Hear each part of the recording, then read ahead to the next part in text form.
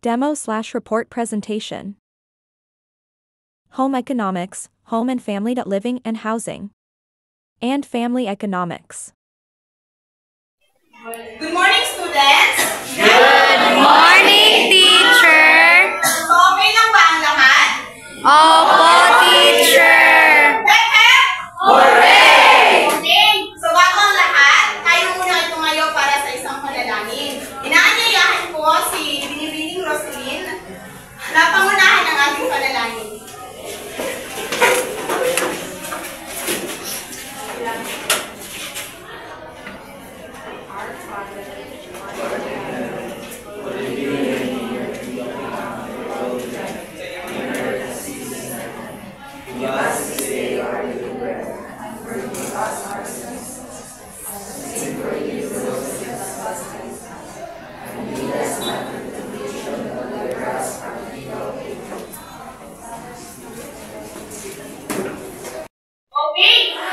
Okay. Before we begin, let's have some energizer.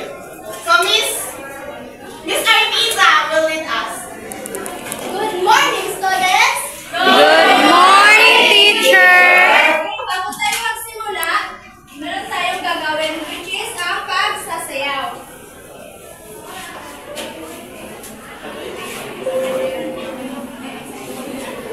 Sige, let's go. Tumayo ang lahat. Tuturuan ko muna kayo kung ano ang action na gagawin or mga steps. First is, kaya mag-count of 8. 1, 2, 3, go! 1, 2, 3, 4, 5, 6, 7, 8. Tumikot. 1, 2, 3, 4, 5, 6, 7, 8. Kaya ang gagawin natin ay, if you happy and you know it, just clap your hands. If you're happy and you know it, just clap. Tapos pagkatapos niyan ay, ang susunod na gagawin natin ay, if you're happy and you know it, just tap your feet. Tapos, susunod is, if you're happy and you know it,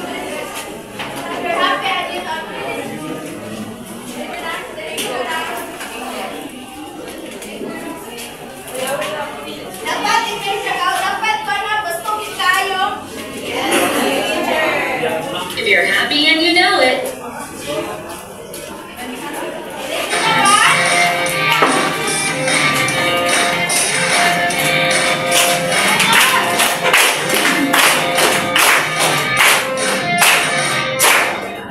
If you're happy and you know it, clap your hands. If you're happy and you know it, clap your hands. If you're happy and you know it, and you really want to show it. If you're happy and you know it, clap your hands. If you're happy and you know it, stomp your feet. If you're happy and you know it, stomp your feet. If you're happy and you know it, and you really want to show it. If you're happy and you know it, stomp your feet. If you're happy and you know it, turn around. If you're happy and you know it, turn around. If you're happy and you know it, and you really want to show it. If you're happy and you know it, turn around. If you're happy and you know it, on your head. If you're happy and you know it, on your head. If you're happy and you know it, and you really want to show it. If you're happy and you know it, on your head. If you're happy and you know it, shake your legs. If you're happy and you know it, shake your legs. If you're happy and you know it, and you really want to show it. If you're happy and you know it, shake your legs. If you're happy and you know it, snap your fingers. If you're happy and you know it, snap your fingers. If you're happy and you know it, and you really want to show it. If you're happy and you know it, snap your fingers. If you're happy and you know it, and you really want to show it. If you're happy and you know it, clap your hands.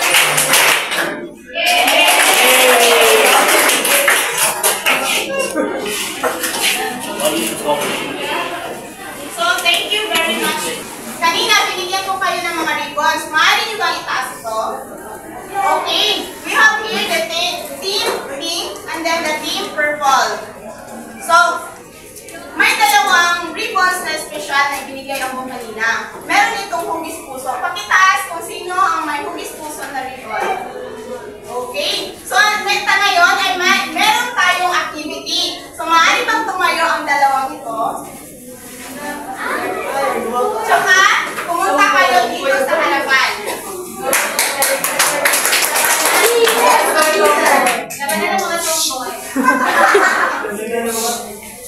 So, we're going to have an activity. This is called charades. So, meron akong sasabihin sa kanila, kailangan nila itong i-act. Kailangan nila itong i-act at dapat masagot ng kanilang grupo. Si DJ para sa purple group, si Bibis para sa pink group. So, kung sino ang unang makasagot o makatama ng kanilang sagot is meron silang prizes, which is ito. At kung sino ang huling makasagot ay meron siyang punishment. Pero ang punishment ay kakanta lang po. At ang kakanta at ang napiling kakanta is actually ang nandito sa harapan na magbibigay ng iaakto ang aking sasabihin. So, handa na bang lahat? Teacher!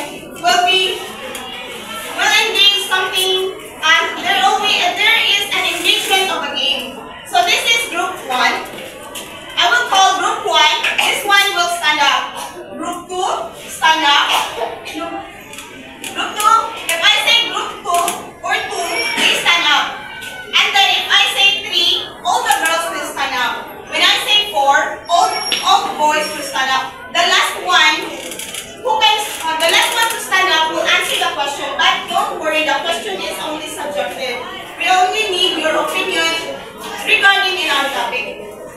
So let's try. 1, 2, 3,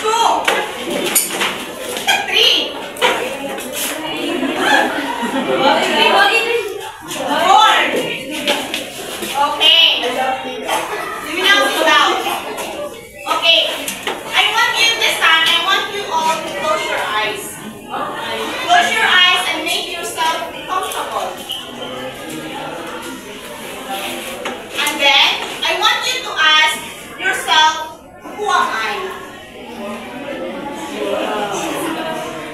Okay, I guess there's something come up with your mind. 1, 2, okay, Miss Nisha is the one who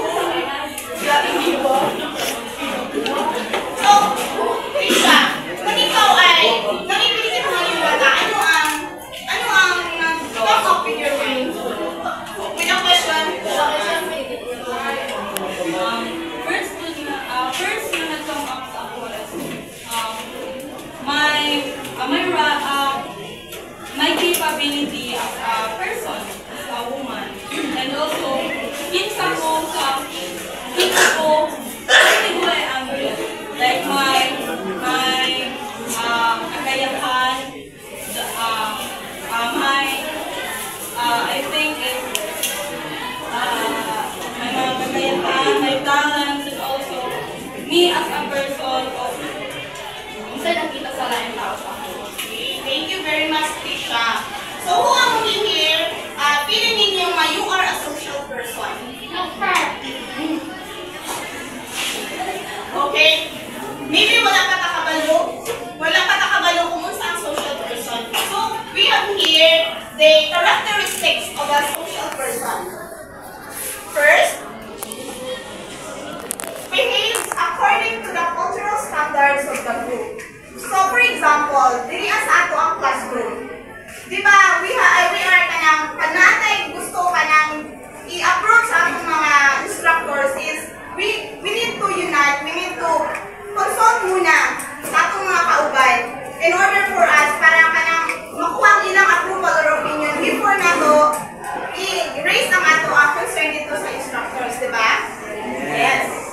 So next is place the approved rule that fits in the social groups. So for example, is ang ato ang president. So siya ang atong gipili nga as nag-lead sa ato ang. So kailangan niya nga kanang buhato ng iyang part para mahatagan ka o mahatag sa ato ang atong kailangan labi na sa mga instructions and information. Number 3 is people likes and social activities in a genderless environment. For example, here we have sa atong section or sa atong classroom. It doesn't matter if kanang girl, boy, gay, lesbian siya. As long as ang atong panlataw sa atong mga classmates is we are all equal. So, 4.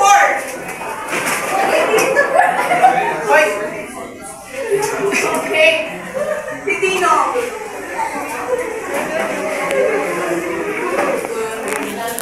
Okay, Dino. Kanang sa inyo ang panlataw din sa atong sa kanang sa iyang gender is kanang it makes us happy. It makes unique. If a person is unique, it's happy. I guess.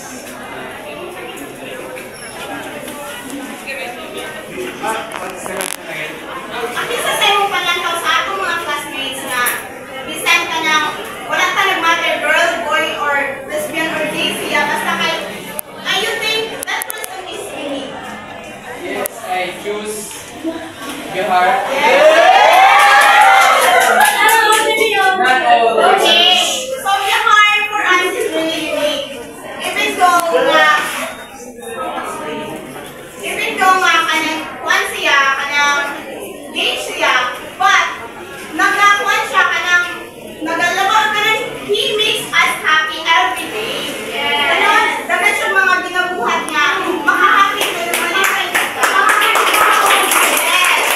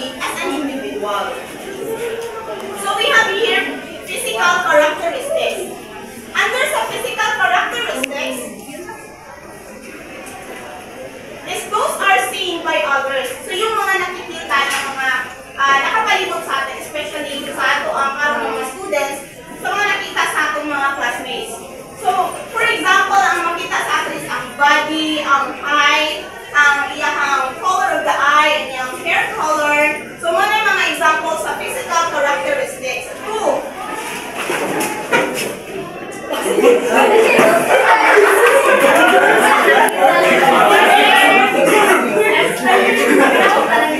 The last one is si Jasper.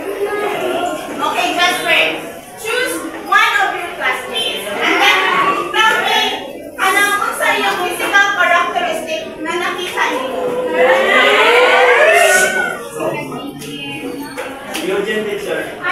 Eugene. So, what makes you, sino mga physical characteristic ni Eugene? Guwapo teacher. Okay, si Eugene kahit guwapo. So, wala na kayo na kay Eugene. Eugene, please stand up.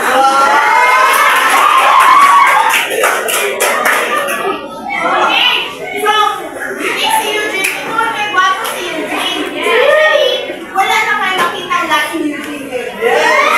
Yes, okay. So, the other one is a non-physical characteristics. So, saan mga sa non-physical characteristics?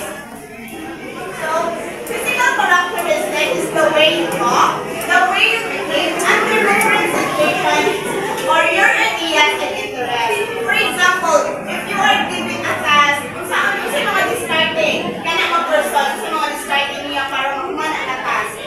Yan na siya. So, 3.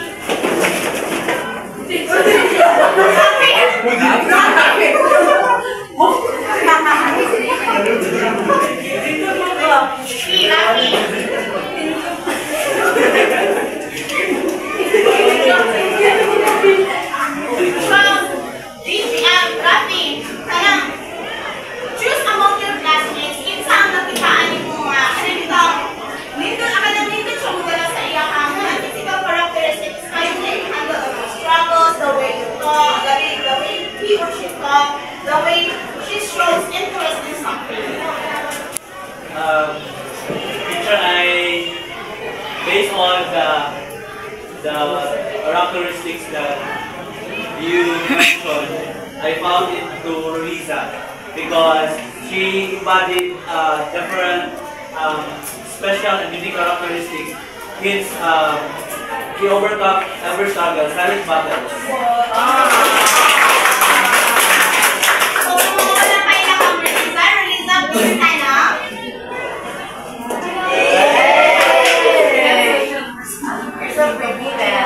Okay, ang kanina ang characteristic of a unique person is na-develop ko na siya through self-concept. So, what is self-concept? So, self-concept, it refers to the mental picture of yourself. It is what you see on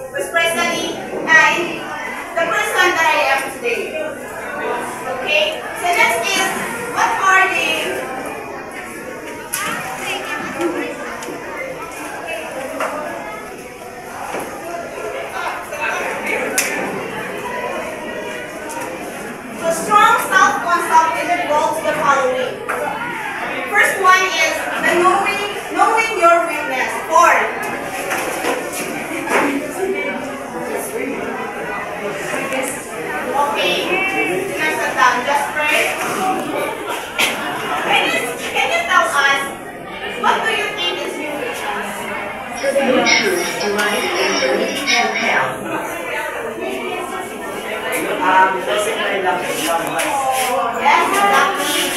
So, I think itatanan mo na nagdama ko weakness. It is losing someone you love. So, in order for you to make your self-concept strong, dapat kabalo ka sa iyong weakness. Kaya mo niyo siguro, kanang may kabalo ka kanang iyong weakness, at kaya niyo siya mas i-boost pa, kaya niyo siya kanang step up, para kanang weakness is, you can turn it into strength. And then, number 2 is recognizing your strength. 1. The heart. Okay. For your real heart, what is your strength? Yes.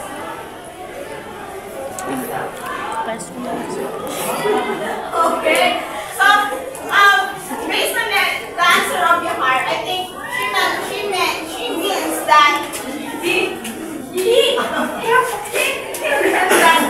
ang iyang strength is ang iyang kaugalingon. So, kaya siguro niya, for him, is kaya niya overcome anything with his help. So, number 3 is thinking in terms of possibilities and potential. So, you are more capable of, makita-kita mo ang mga possibilities and potential, pwede mo na siya i-grab tayo. So, number 4 is having a realistic possibility picture of yourself. So, you're looking up to yourself, for example, 5 years, 6 years from now, nagtudod ako. Kaya ba inyong positive na ang inyong ipanguna-una sa inyong future. So, number 5, believing that you are a worthy person. So, 5. BG is enough. BG? Okay. Do you believe that you are a worthy person? Can I ask why? Because of all the things of being made. Yes, exactly. So, number 6. Exploring as many options as possible to make wise decision. So, for example, is kanang tagaan na sa una o courses. Di ba namili kita kung asa ta mas gusto or asa na to, you will think that we are capable of doing it. Diba? So, ano siya ang mga strong concept involved, para mas makita na to, ang feeling as a strong, para makita na to na in the future, in the future, ang maninong ako. So, we have here the psychological needs. So, when we say psychological needs, it is something that happens in your mind, in your emotions, and more. So, the first one is belonging. So, belonging is a sense that something that truly cares about you. For example, here, sa akong classroom, di ba pag naay for example, sa ipapuyaman, we care about it. We care na noon sa atong kwento ako. For example, again, instead na ay mag-absent, di ba all of us mag-ask, asa ka siya na anong absent siya. So, kailangan natin siya para sa atong emotional intelligence. So, next one is recognition. A sense that you are acknowledged for what you accomplish and who you are. So, sa inyong mga balay, di ba kanang intahan na buhat mo sa isa ka butang, and then, kailangan ninyo build nga, kanang ma-feel ko ninyo nga, man-recognize mo, kailangan na, inyong contribution dito sa balay, di ba mas mag-boost ang ato ang psychological means kung kanang mas na-appreciate sa ato ang pamilya o sa ato ang kauban in society na ato aning nakuhan, kita ang nakatrabaho aning. Number 3 is ang freedom. So the freedom, the need to have choice in your life. So every one of us has a freedom, but freedom has limitation as well. So di kita pwede mulapas, especially sa atong university, di kita pwede mulapas nga mulapan mo kung ano sa law. Kaya dapat ang atong freedom is always naka-align sa law ni hapon. Sa law and rules and regulation dili as askan. So number 4 is ang self-esteem. The need to feel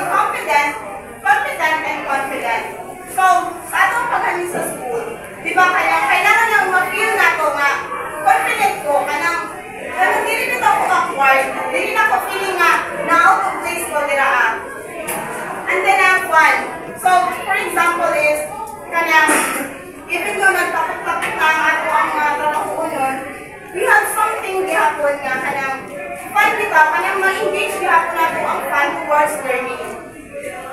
Number 6 is safety. So, kaya bisan pa o ba ng kuan, kanang free time, nag-fun ka na, fun moments diri ang, kailangan nito na ma-feel gihapon nga safety ta. Na dili hadlok mo lakaw, or kanang dili hadlok nga, ato ka sa lain nga lugar nga kanang road, something na naay mahitabo sa inyo ka. And then, I need to ask all of you, kaning ito siya, psychological needs. Kanang asa ninyo ni siya, kanang in one society lang. Asa ninyo ni siya kasagaran ma-feel? Yes, exactly. Sa family. Sa family natin siya ma-feel. Ma-feel nato ang belongingness, recognition, freedom, self-esteem, fun, especially ang safety. Pag naata sa atong family, we always feel safe. And then, safe. With the same family. So I want to know, what is family? Miss Dacadio, can you tell us what is family? Magandang umaga, mga bata. Magandang umaga po, teacher. Ngayon, nandito ako sa inyong harapan. Bago magsimula, anong pangalan ko? Alam niyo ba? Ngayon, magpapakilala ako sa inyo. Ako si Teacher Michelle. Ngayon, tatalakayin natin kung ano ba ang pamilya.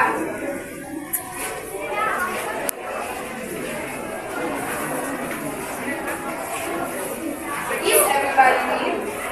Family is the basic unit of society. Our family were the closest people to us. Ang pamilya ay binubuo ng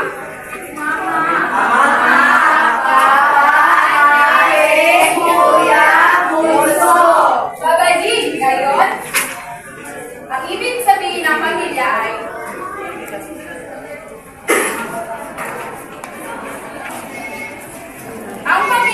binubuo ng individual na magkakasamang naninirahan. Dahil ito ay may iba't ibang ugnayan. Halimbawa ay ang kasal, dugo, or adopsyon. Sa kasal, sino ang pinakasal? Tama. Ang adopsyon? Anak. Tama. Even if you are adopted, you are a part of a family. Yes. So let's proceed to the next. Everybody read. You can contribute to the success of our family if you will consider the following. Be considerate to your parents. Ang ibig sabihin nito, dapat nating pahalagahan ang mga sakripisyo at mabuting ginagawa nila para sa atin. Minsan, kapag hindi nila nabibigay ang ating pangangailangan o ating mga kahilingan, dapat huwag natin ito masamain dahil ito ay para lamang sa ating ikabubuti. Be considerate to your younger brothers and sisters. Dapat natin silang alagaan at tulungan kung nangangailangan sila ng tulong. Huwag natin iparamdam sa kanila na sila ay hindi sila parte ng pamilya. Dapat hindi sila makaramdam ng pagkabahala o helplessness.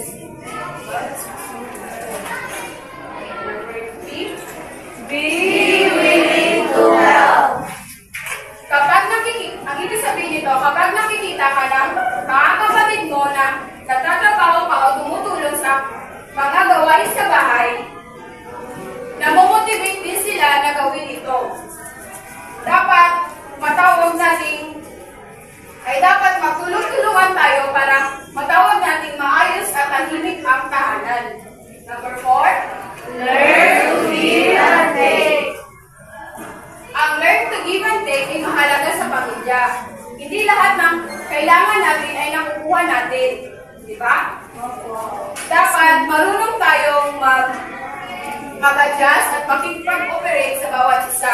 Kung ano lang mga binibigyan nila, ay dapat natin itong tanggapin. Number, dito, pakibasa. Friendship is showing love and admiration and respect to the person close to you. It is important to include boys and girls among your friends. So I have a question. Why it is important to include boys and girls among your friendships? Everyone in the class?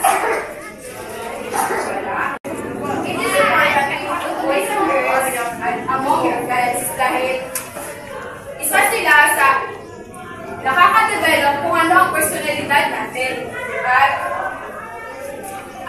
At nalalaman natin kung ano ang kabilang kasari-arar ang tawaging boys and girls. At it is preparing to select the right mate for ang magiging asawa mo sa hinaharap o in the future.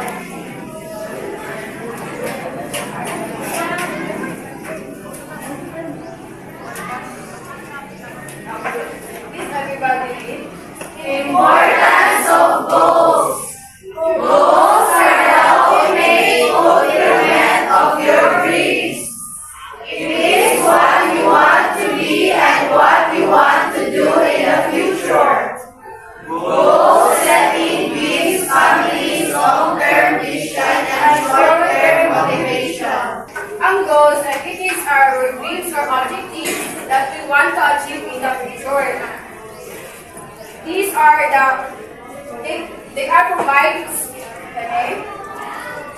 so direction in our lives.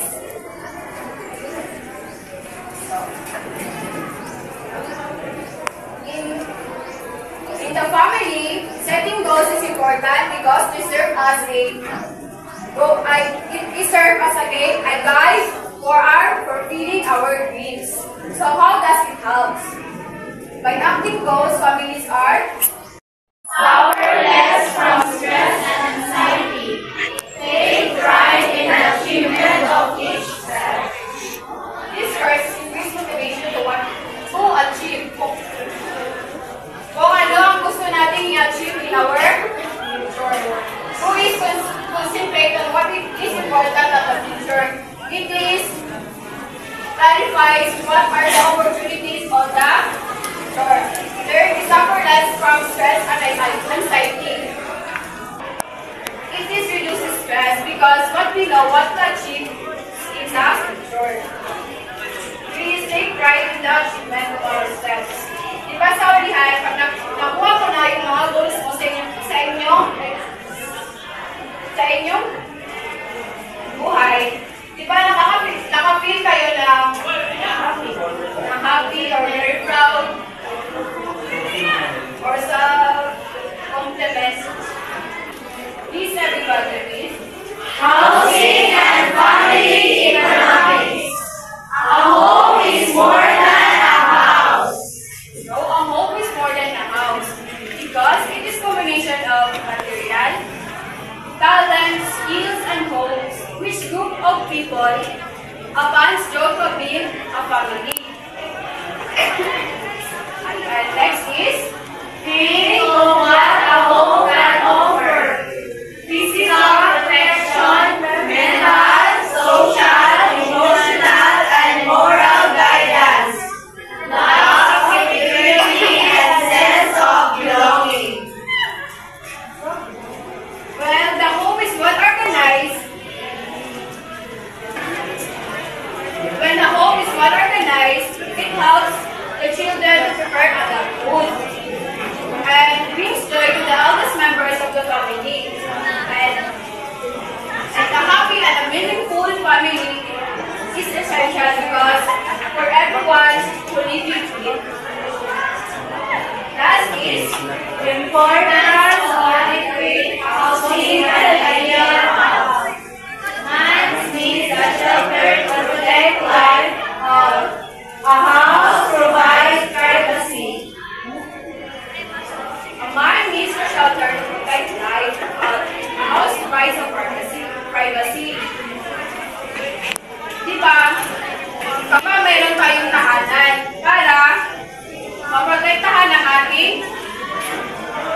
pamilya, buhay at ang ating kalusugan. Ang tahanan ay nagsasabi na provides privacy.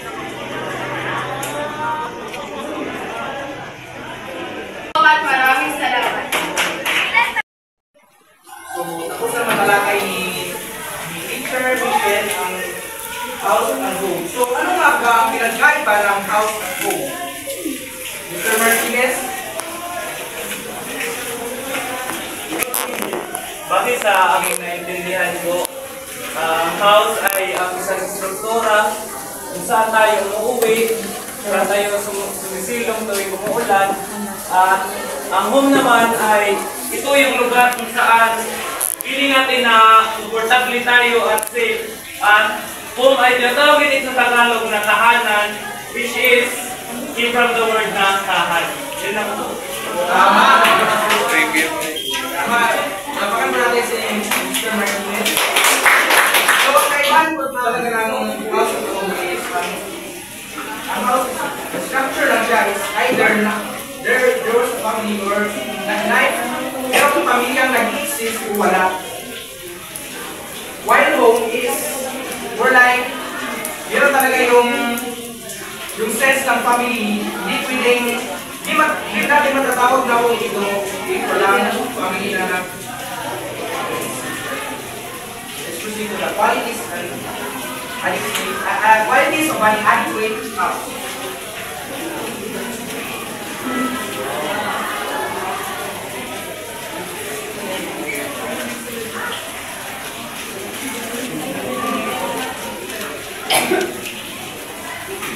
So please read.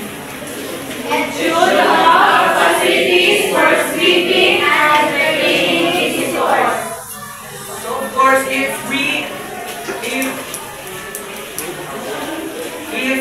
bibili tayo o magpapagawa tayo ng bahay, of course, dapat may extra spaces ito. Like extra rooms for visitors, especially na pag may okasyon, lalo pag New Year, Pasko, or reunion. It should be strongly built and safe. So it should be strongly built and safe. Because alam naman natin sa Pilipinas, palagi tayong dinadaanan ng bagyo, lindol, at maraming pangmalamigan. Rooms must be neat, orderly, and attractive. So of course, kung may bisita tayo, of course dapat malinis yun. Para hindi natin gusto ma-judge, diba? So of course dapat palagi malinis. Bedroom must provide privacy. So of course, hindi naman pwede na meron kang kwarto, wala namang dingding. Hindi mo makikita ang privacy room if walang burners, walang burner. Number 5.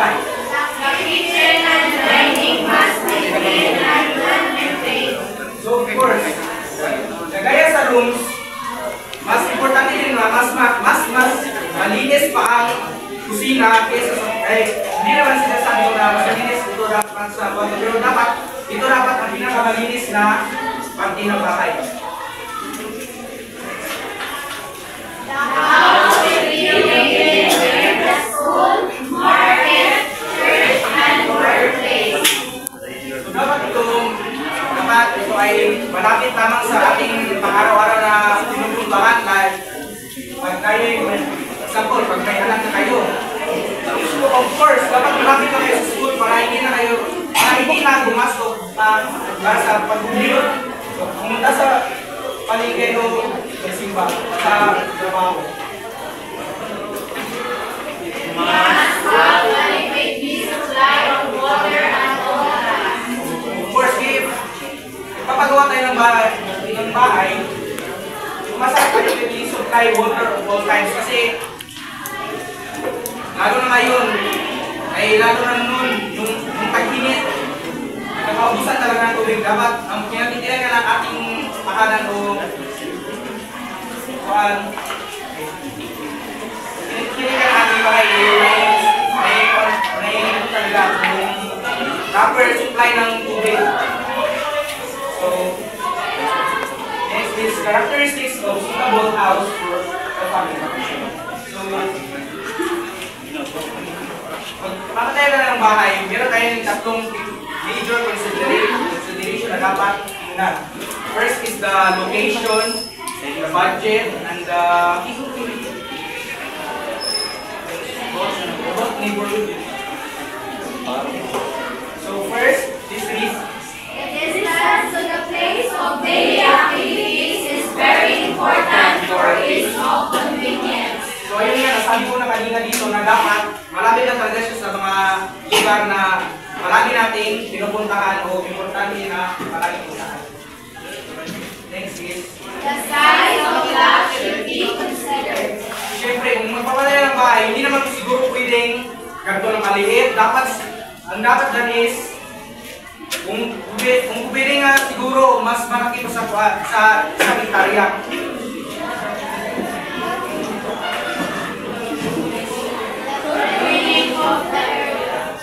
So, kung mas pipili naman tayo ng, like, nakatiling na yung bahay na ating bibilhin.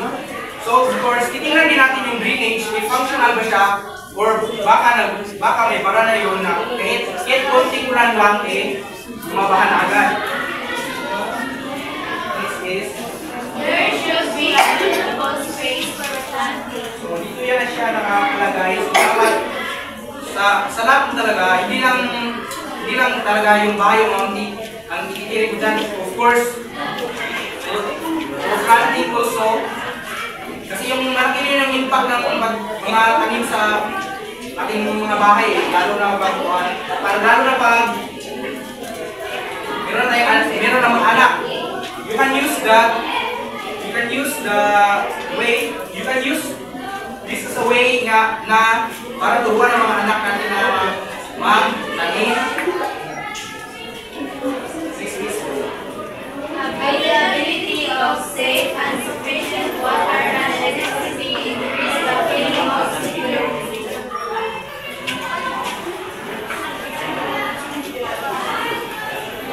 So, parehas na yun sa kanina yung kung gaano ka-importante ang tubig. Importante rin ang kuryente, lalo na pag yung bahay natin malayo sa iba. Kailangan talaga natin may kuryente, may ilaw talaga yan. Which is, mapapanatag tayo. Desirable neighborhood is essential for harmonious living. Siyempre, titingnan din natin yung bibili natin na bahay if yung kapitbahay natin ba ay okay siya. Ganun, kung hindi ba siya yung mahilig ng chismis, tissue, pero hindi naman talaga may iwasan yun. Hindi lang talaga natin.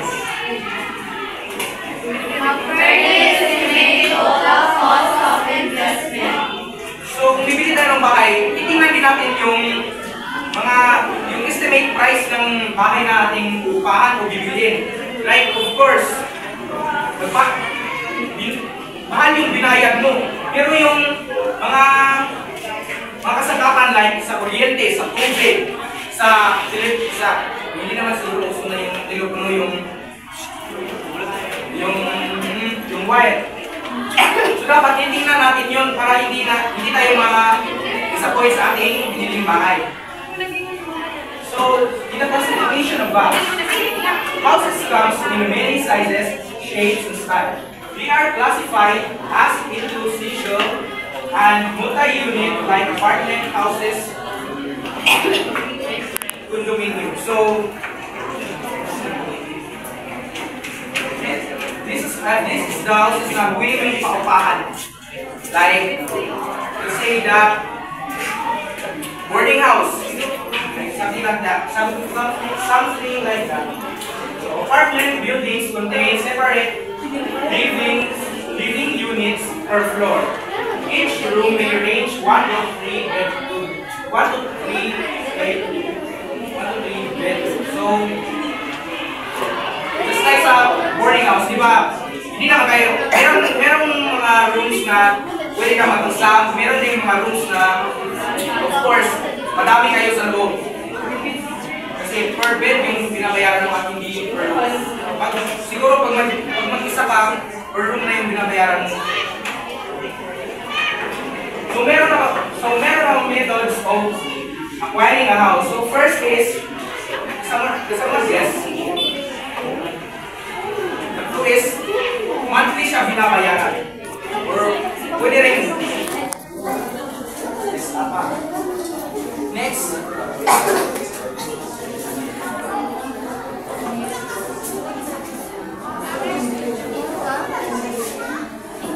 Next.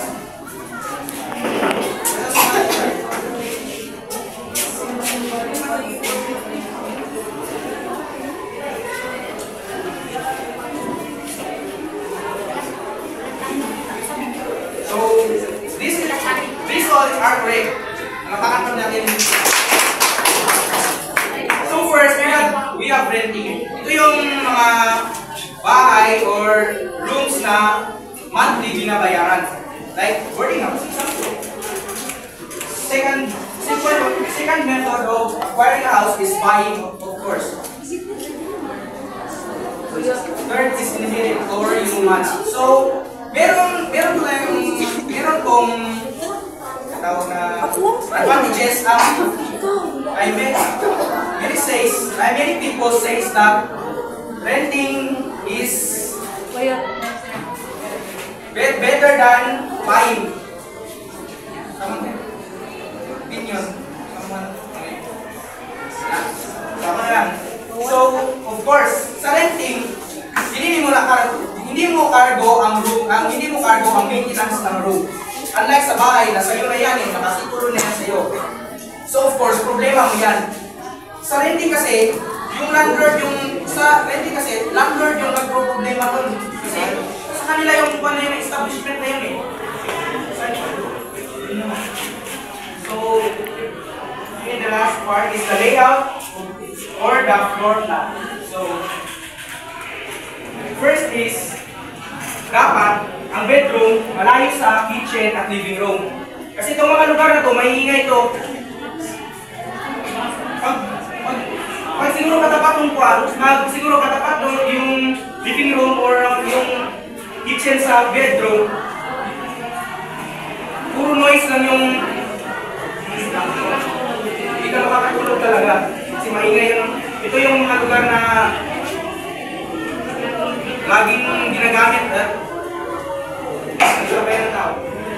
Second is, dapat ang kitchen at ang living room is malapit siya sa labas. Sa outdoor living. Kasi pwede kayo dito kumain, dito kayo mag-bonding sa labas. Third is, the bedroom and the bathroom should be near to each other.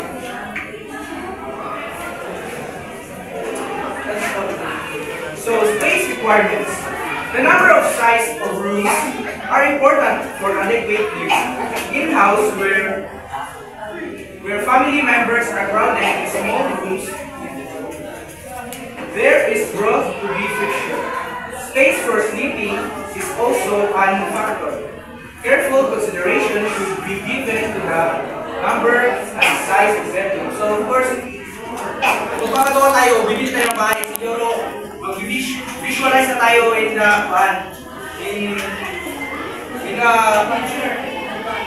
advance because hindi naman kasi natin alam kung madadagdagan yung pamilya natin. Lalo na minsan, lalo na nga kung may okasyon, dapat talaga may mga extra talaga rooms at dapat yung rooms is big enough para sa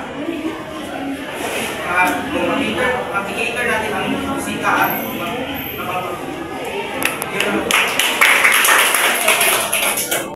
Good day, students! Good day, teacher! How are you today? We're fine, teacher! Okay. By the way, I'm your teacher Marjorie and you can call me Teacher Marge. Before we start our discussion, I have something to ask. Sino bang meron nung dito maglinis ng bahay? Kami!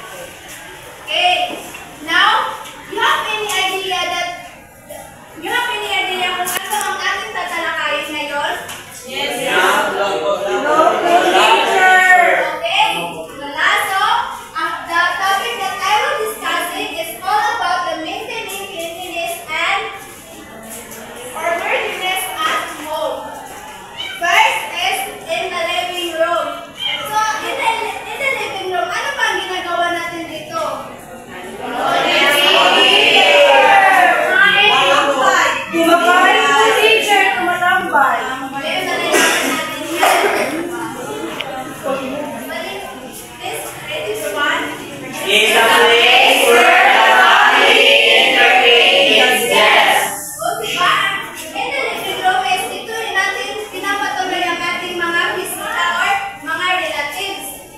So, paano ba natin nilinisin o mapanatiling malinis ang ating sala?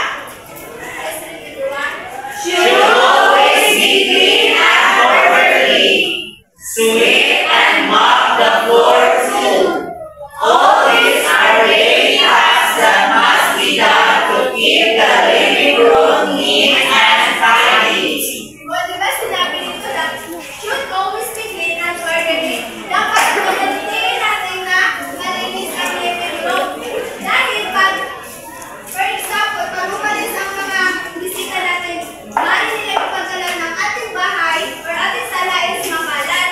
So dapat din nakasweep and mop the floor too because pwede silang madulas. And all these are daily tasks that must be done to keep the living room neat and tidy.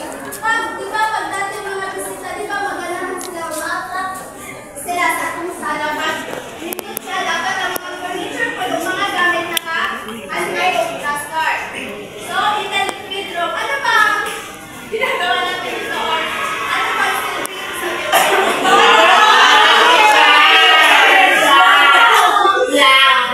Malalaman natin yan kung ano sa bedroom.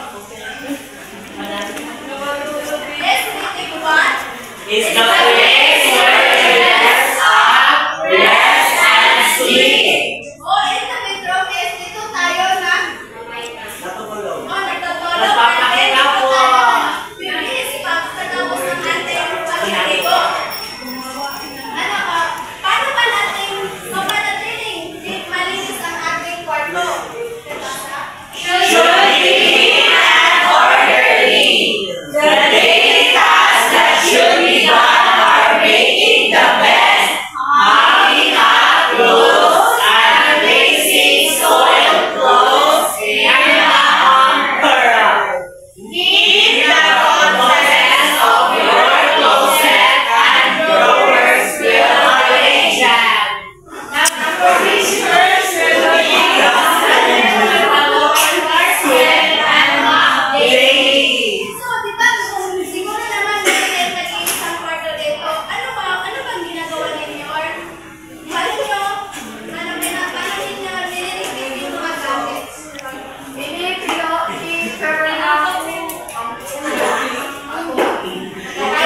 Sinusunog po agad. Nililipid po bago umalis ng kwarto, teacher. Very good. Di ba, ang living room is your place where you dress up and then, tinutulog. So, dapat, para mapanatiling cleanliness, dapat, pagdating natin, dapat pipiliin na ang mga lumot or mga blanket. Dapat din ang mga ang inyong damit is dapat naka-hanger. Dapat nakapukas sa closet. So, in the dining room, ano ba ang ginagawa natin sa kapag kumakain?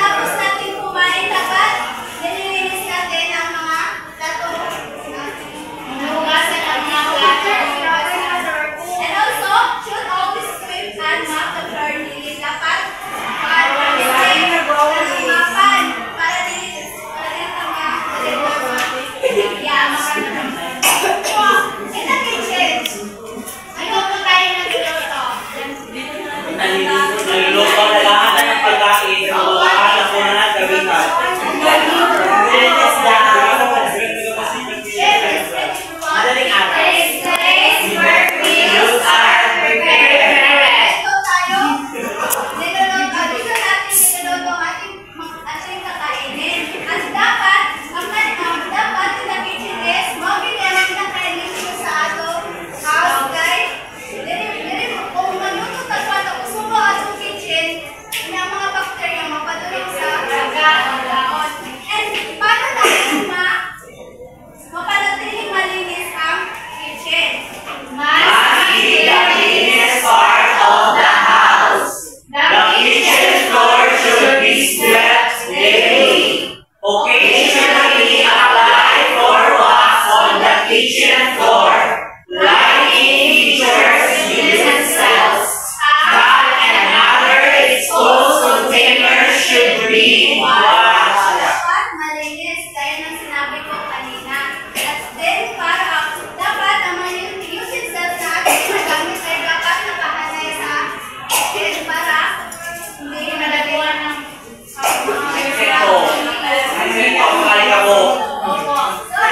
So, last thing is, let's finish one. Faucets, basin, cradle, forks, and toilets must be washed thoroughly. Every day, spots of soap and grease on the mirror handles must likewise be removed. Weekly, you must use disinfectant in cleaning the toilet bowl.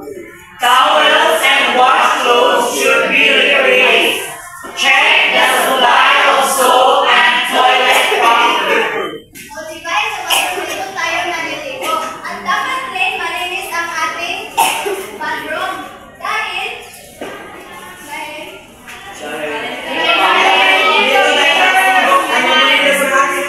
Dahil dyan po tayo naliligo po, teacher. dapat, pag maglilinis tayo, dapat ginagamitan ng disinfectant. Para tayo magpapalaya. And also, keep the supply of soap and toilet paper.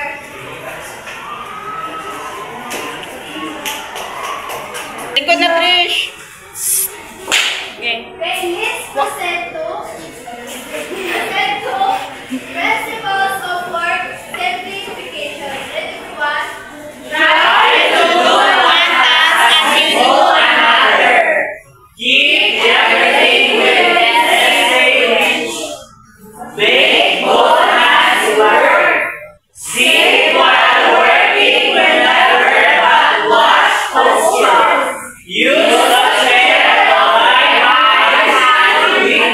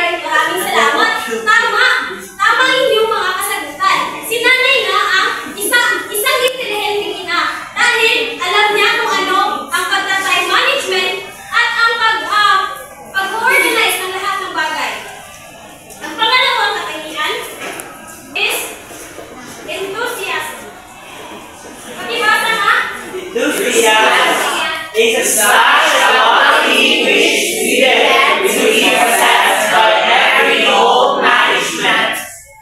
Okay, maraming salamat. So, si nanay ay isang enthusiasm dahil si nanay ay isang masigasig na ina. Ano natin masasabi na si ina ay isang masigasig? Rafi, maaari ba magtanungin? Yes po, teacher.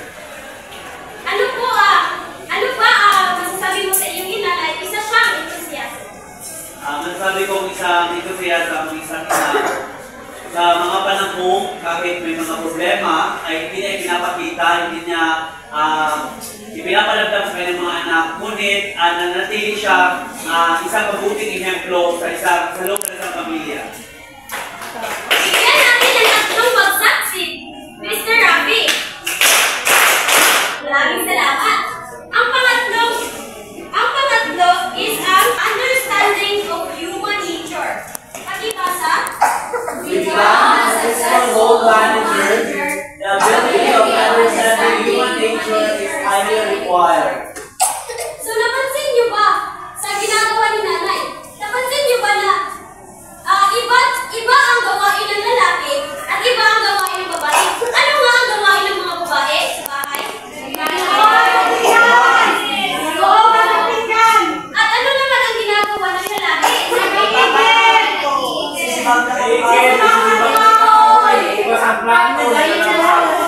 Okay, maraming salamat. Nasasabi ito dahil naunawaan ni mami nyo kung ano ang katangian nyo. Kung ano ang ginagawa ng lalaki at ano ang ginagawa ng babae.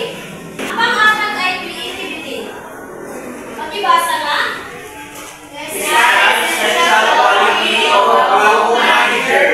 By virtue of this quality, she will be able to make her home more attractive and well-organized. Maraming salamat. Umalis kayo ng inyong bahay na magulo ang mga gamit sa bahay. Tapos, pagbalik nyo, napansin nyo ba na ang inyong bahay ay malinis na? Yes, Dahil sa creativity ng inyong magulang. Nais na ito ng inyong magulang. Ang sunod naman ay ang judgment. Ibasa. by this quality, an individual is able to judge properly right or wrong, good, bad, and evil, or blessings. So, kinsa diri ang kanang nangluod kay gikasab-an sa mama, nangluod kay kanang nakaingon siya siyang kaugalingon nga, ay dili tayo ko love ni mama kay gikasab-an ko. Kinsa na kayo na sa kaugalingon? So, di na tinuod na dili ko love sa inyong mama. Ibuhat na sa inyong mama para magsamu, ibanam sa mali, tama ko sa inyong mama. So, mauna nga, kita, dili sa, asag ingon ni teacher, artista nga ina nga, dili na to, ikalain ang istorya sa atong parents. Then the next is perseverance. Pakibasa? Is a special quality of the home manager.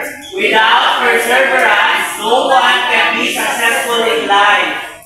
Siyempre, si nanay isang matyagang ina. Halimbawa, kung wala magluluto sa inyong tahanan, magugutom kayo, di ba? Opo, teacher. Kaya si nanay ay isang matyagang ina dahil without your mommy is hindi kayo mabubuhay. And the next is adaptability.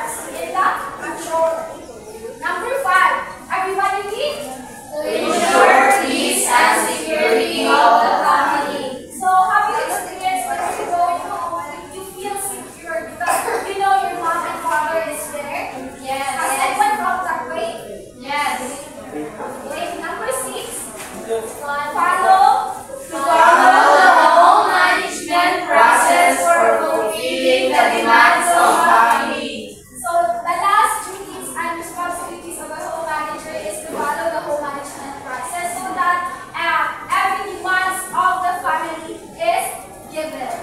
So now let's proceed to our next topic, which is personal and family budget. So family budget is very important because it is a strategy or plan that will help you track on your income and your expenditure in your family. So these are the things that make family budget different from personal budgets, because when you think of personal budget, you only think of your own. You don't think of other people. So in family budget, these are the things that makes it different from personal budget. So everybody read the first one. You are managing the money for 2 or more persons. So when you're in a family, students in the future, you must always think that it is not you anymore. It is not only you anymore. You must think that there are your family, your wife, or your husband, or your future children. So you must manage your money very efficiently. You must track all the expenditure so that there will no be problem in the future at all. So next is additional expenses must be accounted for. So everything that must be spent must be accounted, must be computed in order for the home manager to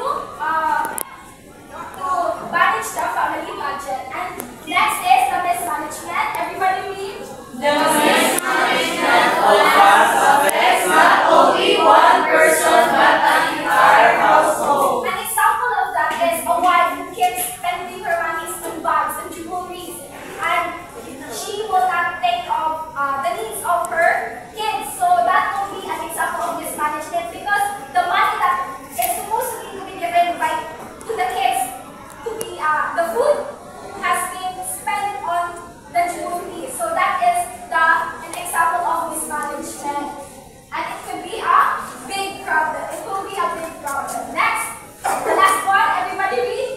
A clear degree of communication and coordination is required to track spending from multiple resources. Oh, so anyone here is anyone here who keeps ordering but not telling to his parents in TikTok, Shopee, Lazada? Keep from ordering. So everyone has experienced it. So if you're going to spend money, you must tell your parents, because it will have money allocated for it. Because if it will be biglaan lamang kapag dating, hindi yan mababadyan na lang yung nanay at tatay. At ang ating last na topic ay tips for budgeting for the family. Everybody read the 4 tips. Set your monthly priorities. List down your goals. Work towards your goals. Evaluate your family's goals and budget. So, the first step is set your family priorities. You must set your priorities before the wants. You must think of what needs to be done. And next is list. You need to list your priorities, and you must work towards your goal. And until then, you evaluate the goals and the budget located for that goals and priorities. To sum up all the lessons that has been discussed by all the teachers, we will be having a game, and I need you to, when I say the word responsibilities, you need to stand, and when I say the word duties, you need to sit, and when you hear the word family, you put your hands together, you hold hands with your siblings, and when you hear personal, you still stand and you have your self. So is it clear? Yes, teacher. So let our game begin. Responsibilities, duties, personal. So Jasper and Eugene, please you come here in front and pick a question and answer it. Don't worry, because the questions are very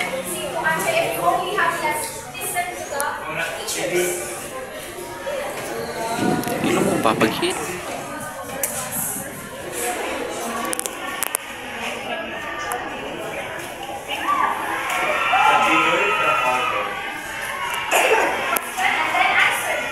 Choose one of your classmates and state his or her physical characteristics.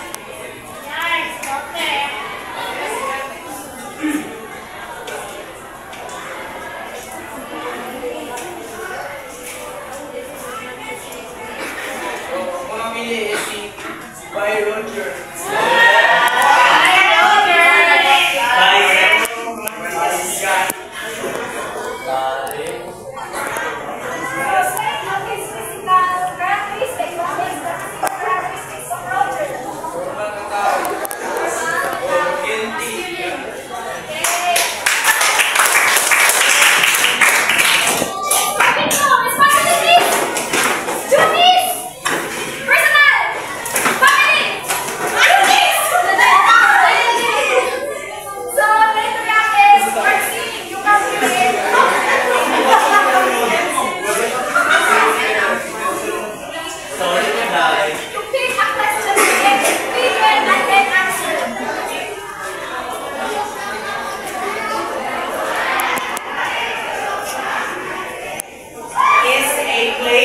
Where meals are prepared in the kitchen.